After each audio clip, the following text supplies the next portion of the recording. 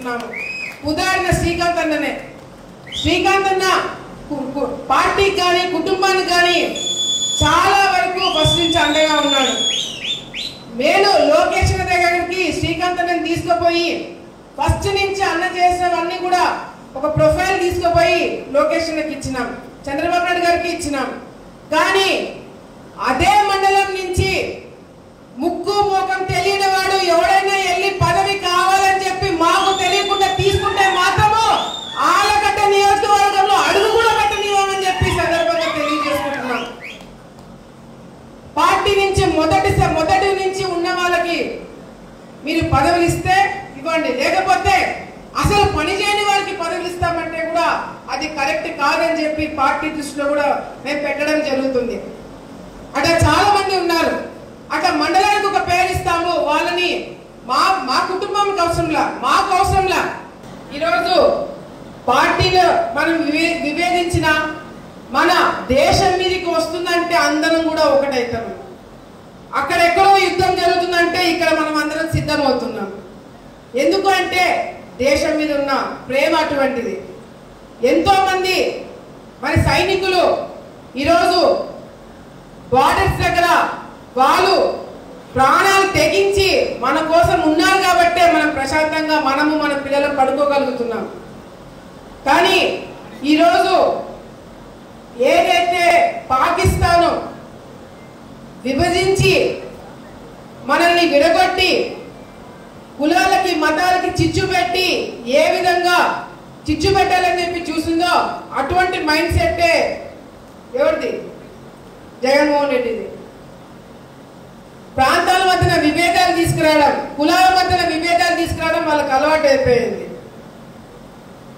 అటువంటి ఏదైతే సైనికులు చనిపోయి మన కోసము మనల్ని కాపాడడం కోసము యుద్ధంలో చనిపోయిన సైనికులకు అందరూ కూడా నివాళులు అర్పించాల్సిన అవసరము బాధ్యత మనందరి మీద కూడా ఉంది.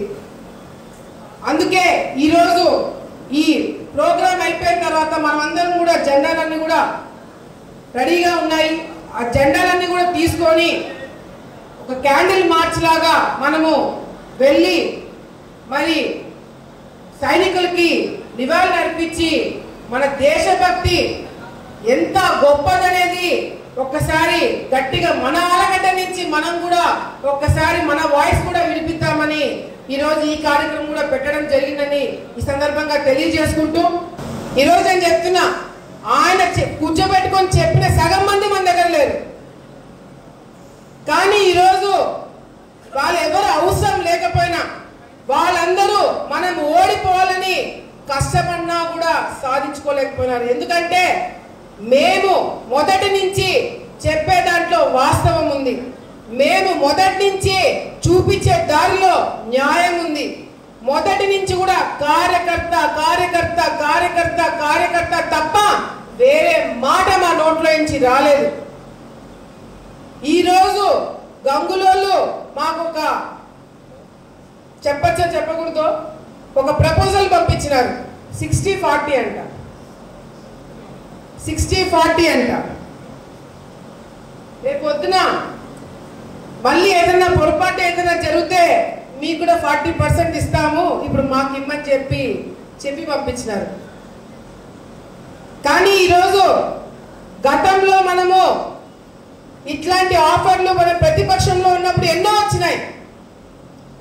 పలానా సబ్జెక్ట్ గురించి మీరు మాట్లాడకండి, ఈ కేసులు పెట్టము, మీరు ఇది వదిలేయండి, మీ మీద కేసులు పెట్టమని ఎన్నో సందర్భాల్లో చెప్పి పంపించినారు. కానీ ఈరోజు ఎక్కడ కూడా మనం కాంప్రమైజ్ కాలేదు. అవతలతో మాట్లాడితే తెలిసిపోతే ఎక్కడ ఇబ్బంది పడతామనే చాలా మంది జాగ్రత్తలు కూడా పడ్డారు. ఈరోజు నేను చెప్తున్నా, ఇది నా ఒక్క గెలుపు కాదు, ఇది కార్యకర్తల గెలుపు, మన గెలుపు. నేను కాదు ఎమ్మెల్యే, ఇక్కడ ఉన్న మీరందరూ కూడా ఎమ్మెల్యేగా ఉన్నారని చెప్పి సందర్భంగా మరొకసారి మీ అందరూ కూడా తెలియజేసుకుంటున్నాం. ఈ గెలుపు కోసం కష్టపడిన ప్రతి ఒక్కరికి పేరు పేరు నేను ధన్యవాదాలు తెలియజేసుకుంటున్నాం. ఇక్కడ ఆ కుటుంబ సభ్యులు కూర్చున్నారు, కార్యకర్తలు కూర్చున్నారు, లీడర్లు కూర్చున్నారు.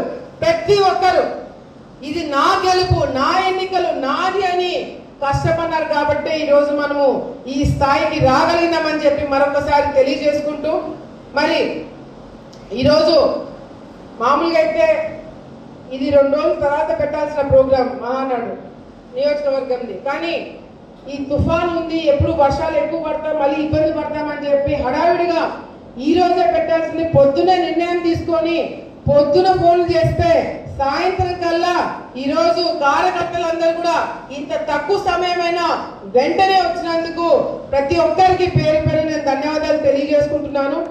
అంతేకాకుండా 1కి 100 మందిని తయారు చేసుకొని కడపలో జరిగే మహానాడులో కూడా ఆలగడ్డ సభాషణ అనిపించుకునేలా మనం అందరం కూడా చేయాలని చెప్పి కూడా కార్యకర్తలకు అందరూ కూడా పిలుపునిస్తూ, మళ్ళీ ఏ మండలము ఏ గ్రామం నుంచి ఎంతమంది రావాలో వెహికల్స్ ఎట్లా ఇవన్నీ కూడా మళ్ళీ మేము ఫోన్ చేసి అందరు నాయకులతో మాట్లాడతామని చెప్పి కూడా సందర్భంగా తెలియజేసుకుంటూ, అంతేకాకుండా మహానాడులో జరిగే కార్యక్రమంకి 2 రాష్ట్రాల నుంచి కాదు ఇతర దేశాల నుంచి తెలుగు వాళ్ళందరూ కూడా రావడం జరుగుతుంది. కాబట్టి మరి అకామిడేషన్ ప్రాబ్లం లేకుండా మన ఆలగడ్డలో కూడా మరి కళ్యాణ మండపాలు, రూమ్స్, హోటల్స్ ఏదైనా ఉన్నా కూడా అవన్నీ కూడా బుక్ చేయమని చెప్పి మాకు ఆదేశాలు ఇవ్వడం జరిగింది.